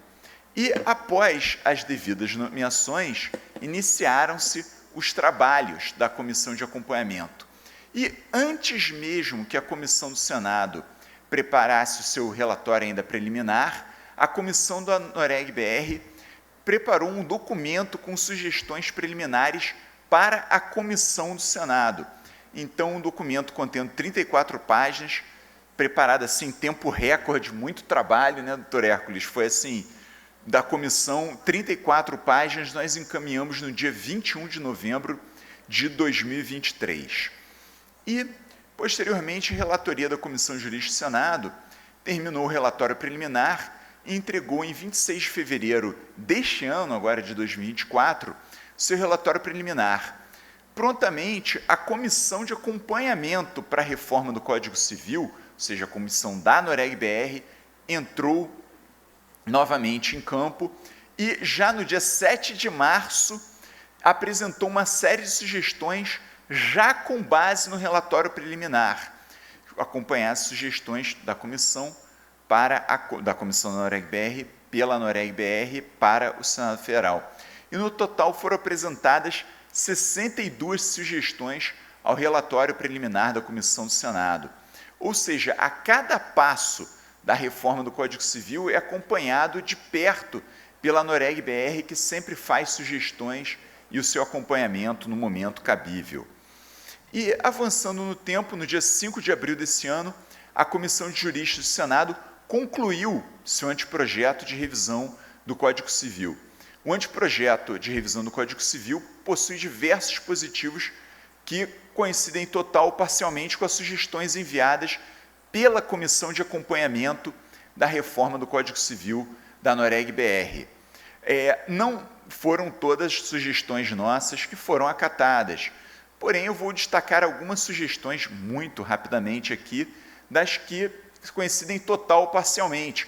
Se a comissão se utilizou totalmente nosso texto ou não. Como foi isso? Não sabemos exatamente como se deu. Porém, nós temos sim dispositivos que coincidem com as sugestões da Comissão de Acompanhamento da ANOREG-BR, do artigo 53 do Código Civil, que coincide totalmente o texto do anteprojeto com a sugestão que foi enviada, que a mudança do termo não econômico para não lucrativo. Artigo 54, inciso 5, texto do anteprojeto, mesmo sentido de sugestão enviada. Artigo 60, parágrafos 1º e 2º, eu iria até apresentar cada artigo desses para vocês, mas não tenho tempo, infelizmente. Artigo 202, que foi até comentado anteriormente, incisos 2º e 5º, que o texto do anteprojeto, mesmo sentido da sugestão enviada. Artigo 1393, parágrafo 1º, a respeito do usufruto, da alienação do usufruto ao no proprietário. Artigo 1525, caput, texto do anteprojeto, no mesmo sentido da sugestão enviada. Artigo 1526, caput. E artigo 1639, parágrafo 2º. Enfim, então percebemos o seguinte, que a Comissão de Juristas do Senado terminou o seu trabalho, obviamente entregou o anteprojeto e vai ter o seu andamento conforme o momento político adequado. Porém, a Comissão para Acompanhamento da Reforma do Código Civil irá continuar. A partir do momento que este anteprojeto se torne efetivamente um projeto de lei, a comissão irá continuar o seu acompanhamento, a comissão da ANOREG-BR irá continuar seu acompanhamento até, espera-se, a aprovação final do Código Civil. Nós sabemos que, por exemplo, o Código Civil, a aprovação final da reforma do Código Civil, sabemos que a reforma o novo Código Civil demorou muitas décadas para ser aprovado, não sabemos quanto tempo irá demorar, esperamos que muito menos, por toda a demanda social que existe da reforma do Código Civil, porém, enfim, com certeza a Comissão para Acompanhamento do Código Civil irá continuar. E com relação à questão de registro de imóveis diretamente, foram feitas diversas sugestões para essa redação preliminar entregue ao Senado. E essas sugestões foram feitas sugestões elaboradas especialmente por mim, pelo Dr. Jordan Martins, presidente do IRIB, e pelo Dr. Jean Malman, registrador de imóveis na Bahia. E fizemos uma série de propostas de alteração ao próprio anteprojeto do Código. Enfim, e foram plasmadas no total em 9 propostas para alteração do anteprojeto Código, com ideia exatamente, especialmente de reforçar a fé pública registral. Realmente não vai dar para falar das propostas todas, mas podem ter certeza que a ideia sempre foi reforçar o nosso sistema jurídico brasileiro para que seja um sistema de registro ainda mais forte. Então, enfim, como conclusão, percebemos que a ANOREG Brasil tem envidado todos os esforços para garantir que a classe esteja bem representada na reforma do Código Civil. E, além disso, tendo novos desdobramentos, a Comissão para Acompanhamento da Reforma do Código Civil da ANOREG-BR estará pronta para novamente entrar em ação e, como vocês viram, foram produzidos documentos. Eu tenho muito orgulho de todos os integrantes da comissão, porque foram produzidos documentos assim, extensos, com qualidade jurídica, com muitas páginas, muitas sugestões, lendo todo o material da comissão do Senado, e assim, tempo recorde, em questão de, às vezes, 2 semanas, já tinha nova demanda, a gente produzia o material, enviava, enfim. Então, podem contar com a gente, podem contar com a ANOREG-BR, que a gente vai continuar acompanhando a reforma do Código Civil. Muito obrigado. Alexis, você é realmente o nosso diretor muito querido, não é mesmo, Hércules? A gente faz vários trabalhos na comissão, se reúne aí com os coordenadores, mas você se dedica às comissões, se dedica aos podcasts, e a nossa escola hoje, por incrível que pareça, a gente tem aí no YouTube um número enorme de pessoas que escutam, não é? Já ultrapassou grandiosamente o que havia antes de você entrar para somar com a gente nessa colaboração na diretoria da escola. A gente só tem mesmo que te agradecer muito. E, para encerrar, a gente quer convidar aqui o nosso também querido diretor, Hércules Benício, para que ele fale para a gente, ele que atua em todas as frentes, ajuda a gente enormemente sempre, o que é, Hércules, que a gente pode pontuar em notas, né, para os tabeliões de notas, que o Código Civil trouxe aí nessa atualização, que valeu a pena, ou que é preciso agora também a gente ajudar nessa tramitação. Por favor. Ótimo. Muito boa noite a todos. Eu agradeço pelo honroso convite, Fernanda, Rogério e todos aqui presentes. Eu diria que o que foi alterado em notas, o Rodrigo já falou, e a gente já pode descansar. Vamos por brincadeira. Brincadeira. Ó, eu gostaria de agradecer a generosidade da Laura, porque lá pelas tantas eu passo mensagem para ela, Hércules, estou aqui, já saí e tal. Obrigado, viu, por ter improvisado, sem nenhum papel, tratou de tudo, foi sensacional. Só ia perguntar da personalidade jurídica do robô, do algoritmo, depois você trata disso aí. Exato. Mas é muito bom, porque a gente vai ver que o Código Civil trouxe muitos aspectos interessantes, por exemplo, falar em personalidade jurídica do condomínio edilício, está lá, né? Eu vou ser bem breve, agradeço aos heróis da resistência, é bonito de ver aqui, até a homenagem também à Corregedoria aqui do Distrito Federal, representada pelo Dr. Pacífico, uma grande honra ter sua presença. E quanto a alguns detalhes que ainda restam, porque foi engraçado, o Rodrigo falava e eu mostrava para o Reinaldo, olha aqui, eu vou ter que simplesmente fulminar o que eu tinha preparado. Mas muito bom, o Rodrigo generosamente deixou alguns temas, né?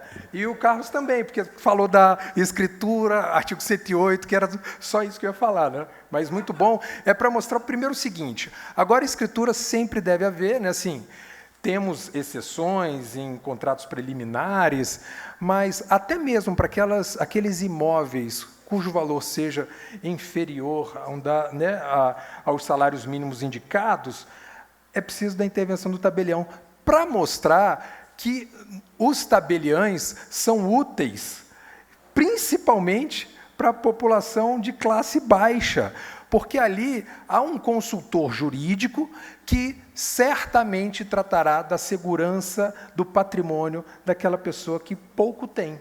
Então, foi muito sensível a comissão no seu parágrafo 1º, lá do artigo 108, tratar de garantir o instrumento público que não só é útil para camadas mais abastadas, mas principalmente para os mais humildes.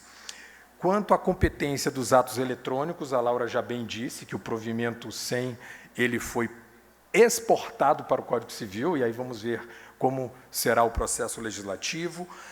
Quanto a contrato preliminar, é importante dizer que a adjudicação compulsória extrajudicial foi escancarada, a resolução do contrato também extrajudicialmente, com a ata do tabelião. Isso está no artigo 464 do anteprojeto e também no artigo 1418, parágrafo único.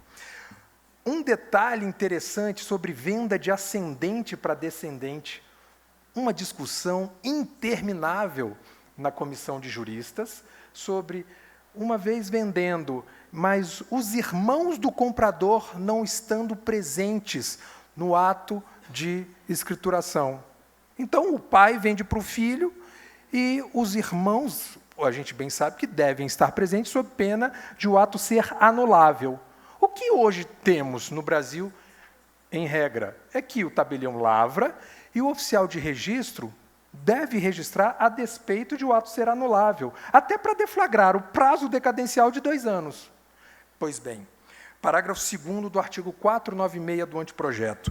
O oficial não poderá proceder ao registro da compra e venda na matrícula do bem, se não constar da escritura o grau de parentesco e a existência ou não do consentimento a que aludem o caput. Então, temos aqui um problema até de interpretação ali. Será que o oficial ele deixa de registrar? Porque logo no parágrafo 3º diz que deflagra o prazo decadencial de 2 anos, o registro ou a data da ciência do negócio jurídico. Outra questão interessante, e aí o Rodrigo falou, que a gente precisa agora reestudar pacto antinupcial e a escritura pós-nupcial. Hoje a gente já até faz essa... Quando alguém se esquece de dizer que aquela doação sai do patrimônio disponível, não precisa ser levada à colação, ou também alguém se esquece de dizer que aquele bem foi adquirido por subrogação de outro que possuía, a gente faz uma escritura de reratificação já para acomodar e estabilizar essas situações. Mas o interessante em relação a pacto é que o anteprojeto escancara a possibilidade do regime de bens atípico, um regime de bens misto. Não só a sunset clause, que vai dizer que se a pessoa me suportou por 1, 2 anos, agora a gente pode migrar do regime da separação para comunhão parcial e depois comunhão universal. Depois... Não só isso, mas também é possível, já de cara, estabelecer o regime misto ou atípico. Isso está escancarado no anteprojeto. Algo que isso deixou muita dúvida e é interessante que a gente depois leia com lupa, é o artigo 1647, parágrafo 1º, sobre a venda de um imóvel onde os cônjuges estabeleçam o domicílio conjugal ou os companheiros estabeleçam um domicílio convivencial. Será que eu, casado no regime da separação absoluta de bens, quando eu for vender um imóvel, será que o tabelião vai ter que me perguntar se esse imóvel que eu estou vendendo acomoda o domicílio conjugal? Parece que o Código Civil, que o anteprojeto está dizendo mais do que deveria ter dito, porque faz crer que até mesmo no regime da separação absoluta de bens, o tabelião agora tem que fazer essa entrevista. Por quê? O 1647 fala, não há necessidade de vênia conjugal para alienar bens, né, ou para onerar os bens. Está lá no inciso 1º, tudo jóia. Mas o parágrafo 1º, ele vem dizendo, em qualquer caso, é preciso de ter vênia conjugal. Acredito que andou mal ali, não precisava burocratizar esse regime, mas, de repente, isso depois tem algum outro fundamento. Eu tenho 19 segundos, só para dizer que eu vou descumprir um pouquinho, mantendo o ritmo da galera aqui. É o seguinte, exato, a Laura foi exemplar, chegou de improviso, ainda obedeceu o tempo. Quanto aos direitos reais, foi excelente, e aí, comissão do Carlos Vieira Filho, tratar de explicitar o direito real da propriedade fiduciária em garantia, que não é a propriedade em si, não, desculpa, ali a função é garantia, e está lá perto da hipoteca. Tudo leva a crer que, tal como se exige a forma pública para instrumentalizar a hipoteca, a regra também é da forma pública para instrumentalizar a alienação fiduciária em garantia. Seja muito bem-vindo o provimento 172 e também o provimento 175 do CNJ, recentíssimas, né, normas. Previsão de uso capião extrajudicial, artigo 1238, parágrafo 2º, 1241, adjudicação, eu já disse, atribuição de personalidade jurídica ao condomínio, limitação da possibilidade de representação na convenção de um condomínio. É interessante dizer, procuração pode não caber no condomínio. Eventualmente, as pessoas não poderão manifestar vontade. Isso tem a ver com tabelionato, eventualmente instrumentalizando poderes de representação.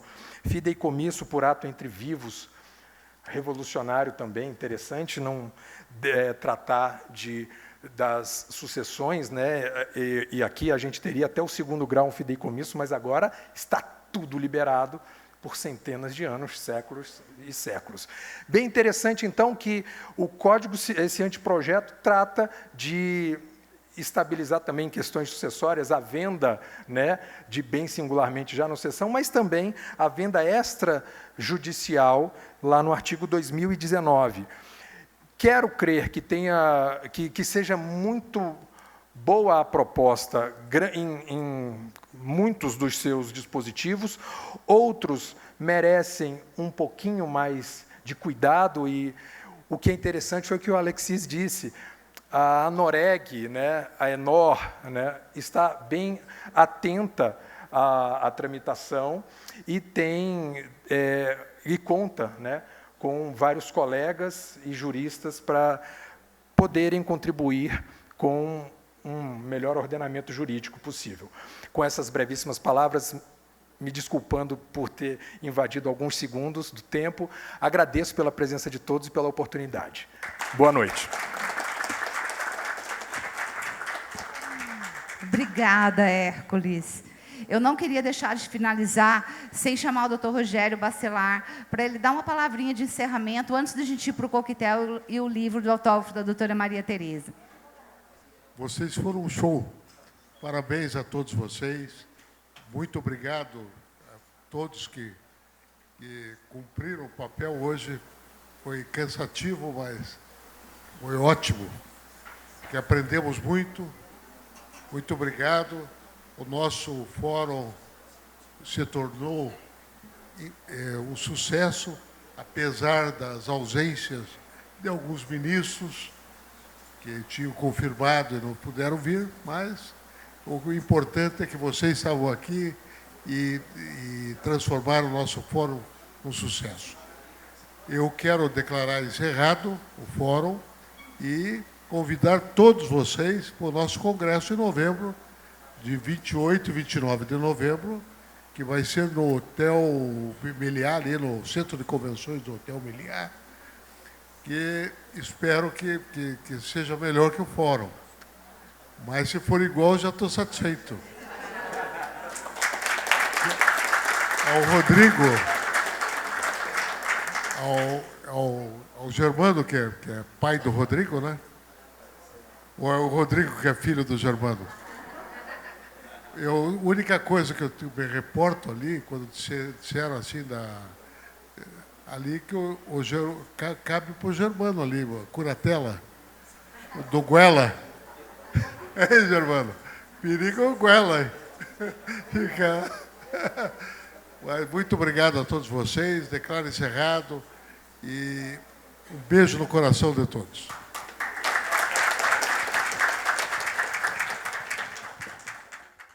A CNR, Confederação Nacional de Notários e Registradores, foi criada com o objetivo de representar e fazer valer todos os direitos da categoria. Como entidade representativa, a CNR busca integrar as ações necessárias para defender os interesses dos seus afiliados e ser reconhecida como instrumento efetivo de justiça, equidade e organização social. E agora, a CNR vai viabilizar novas opções para atender não só os seus parceiros tradicionais, mas também a todos que buscam praticidade na obtenção de documentos. Acessando o site da CNR Soluções, será possível fazer mediação, conciliação e arbitragem. Esse diferencial é uma forma rápida de promover a resolução definitiva de conflitos patrimoniais, financeiros e contratuais, além de ser uma opção muito mais econômica do que o caminho judicial. Acesse agora o site www.cnrsoluções.com.br e escolha um dos serviços. Esse é mais um compromisso pela CNR, investir sempre no aprimoramento e no desenvolvimento da atividade, trazendo modernidade, credibilidade e tecnologia de ponta aos seus atuais parceiros e futuros usuários. Acesse agora o site www.cnrsoluções.com.br.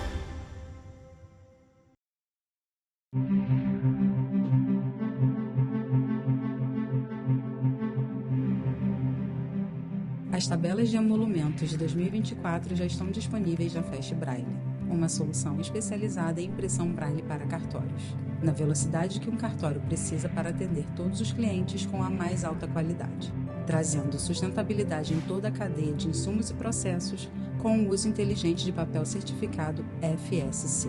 Com informações seguras de ponta a ponta, asseguramos total aderência e compliance com as principais normas internacionais e brasileiras para a produção Braille de documentos oficiais. Agora, todos os cartórios do Brasil podem fazer sua parte na promoção de autonomia e igualdade aos mais de 540 mil brasileiros cegos e com baixa visão. Porque em cada canto do Brasil existe uma pessoa que estava esperando por essa notícia. E neste momento, ela tem mais um motivo para exercer sua cidadania. Fast Braille. Acessibilidade na velocidade necessária.